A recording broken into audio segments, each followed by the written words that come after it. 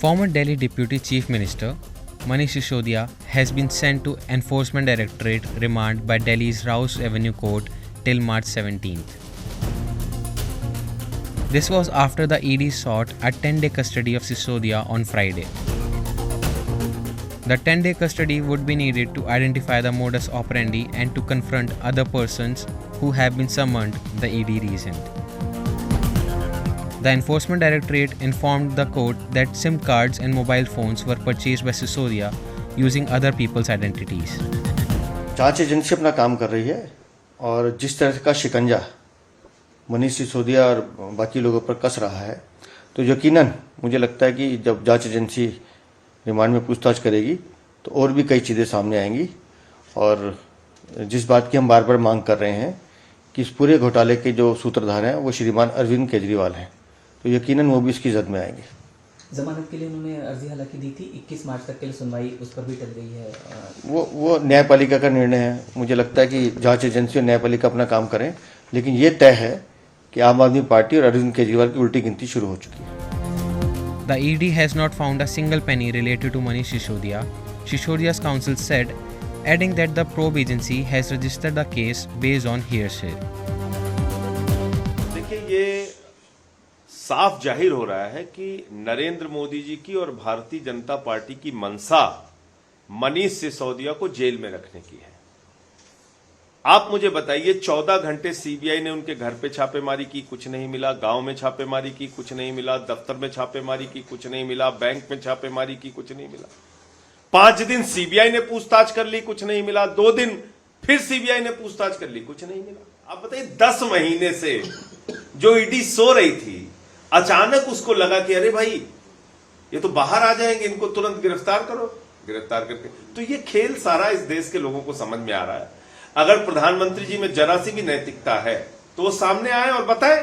उनकी पार्टी के लिए हजारों करोड़ का घोटाला हो गया, क्या बरामदगी हुई बताइए आप। आपके एक विधायक के बेटे के घर 8 करोड़ रुपए कैश मिलती है, उस पर CBI, ED, income tax department कोई कार्रवाई नहीं करता। उसको जमानत मिल जाती है, माला फूल पहन के बाहर आ जाता है। आपसे जुड़े हुए जो नेता है वो राजा हरिश्चंद्र हो जाते हैं, बड़े बड़े बेईमान और भ्रष्टाचारी। उनको सबको लेकर आप घूम रहे हैं। अभी मेघालय का ताजा मामला है, कह रहे थे कि देश की सबसे भ्रष्ट सरकार है, उसी सरकार पर जाके शामिल हो गए। तो इनका क्या सिद्धांत है, क्या उसूल है? इनका एक ही उसूल है, जो जितना बड़ा भ्रष्टाचारी वो उतना बड़ा पदाधिकारी। यही बीजेपी का काम। अगर मनीष सिसोदिया ने कोई गड़बड़ी की थी तो ईडी क्या 10 महीने तक सो रही थी? क्या इस बात का इंतजार कर रही थी कि जब जमानत मिलने का समय आएगा तब हम गिरफ्तार करेंगे? इससे क्या जाहिर होता है?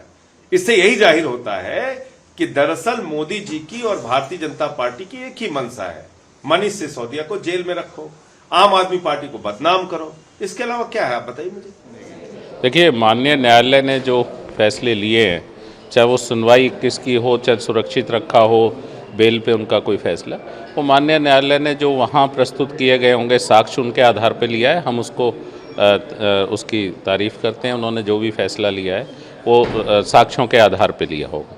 लेकिन यहाँ सवाल ये है कि आप बेल किसकी मांग रहे हैं? कट्टर ईमानदार उन मंत्रियों की, उन नेताओं की जिनके लिए आप ये कहते थे माननीय मुख्यमंत्री दिल्ली के कि ये साहब कट्टर ईमानदार हैं, इनकी तुलना भगत सिंह जी से करते थे। अरे शहीद आजम ने इस देश के लिए कुर्बानी दी थी, उनको तो बख्श दो भाई। आज जनता पूछ रही है, आप कहते हो जनता जवाब देगी। जनता क्यों जवाब देगी? जब आप ये भ्रष्टाचार कर रहे थे, जब आप प्राइवेट प्लेयर्स को यहाँ ला रहे थे, जब आप नई आबकारी नीति दिल्ली की बना रहे थे जो पूरी आकंठ भ्रष्टाचार में डूबी है, तब आपको जनता की याद नहीं आई? कोरोना में दिल्ली में लोग मर रहे थे, कोरोना में त्राहिमाम था, सैकड़ों नहीं हजारों लोगों ने जान छोड़ी। ऑक्सीजन की व्यवस्था नहीं थी, आपने कह दिया ऑक्सीजन की मासूमियत के साथ कोई डेथ नहीं हुई ऑक्सीजन के बिना। आज उस दिल्ली की जनता आपसे पूछ रही है, भैया आप उस समय शराब नीति बना रहे थे। कांग्रेस ने बहुत सहा है, बहुत साल इस बात को, दर्द को झेला कि जिस मुख्यमंत्री जिनकी कैबिनेट में कोई चार्जशीट नहीं, जो कोई आरोप नहीं, कोई आरोप पत्र नहीं, आप उनको तो बेईमान बताते थे। और ये कट्टर ईमानदार आज ये कटघरों में खड़े हैं, कई महीने से जेल में। 6 मंत्री आपके 9 महीने में जेल जाते। तो आपकी ईमानदारी पर श्रीमान जी, दिल्ली की जनता ये चाहती है आप प्रायश्चित करिए। अन्ना जी के दूतों को हमारा तो ये कहना है कि अन्ना जी से भी माफ़ी मांगे। माननीय अन्ना जी दिल्ली आइए, देखिए क्या हालत हो गई है। नहीं, हम तो इस्तीफ़ा मांग रहे हैं भैया। हम ये कह रहे हैं के मुखिया के तौर पे जो उनकी जिम्मेदारी है, जिनको सर्टिफाइड ईमानदार, कट्टर ईमानदार, जिनकी तुलना वो बड़े बड़े शहीद आजम से कर रहे हैं, वो भक्त पहलाज से कर रहे हैं, ऐसे ईमानदार लोगों के कर्मों के लिए दिल्ली को शराब की माफिया को सौंपने के लिए, दिल्ली को शराब की नगरी बना देने के लिए, अगर वो ईमानदार पारदर्शी पॉलिसी थी, अगर उससे दिल्ली की जनता का भला होना था, अगर उस पॉलिसी से दिल्ली में रेवेन्यू बढ़ना था और उसमें कोई भ्रष्टाचार नहीं था, तो आपने वापस क्यों ली? आप बेईमान थे, आपकी बेईमानी की वजह से उसे वापस लेना पड़ा, आपको स्टेप डाउन करना चाहिए। The AAP second in command was arrested by CBI on February 26th.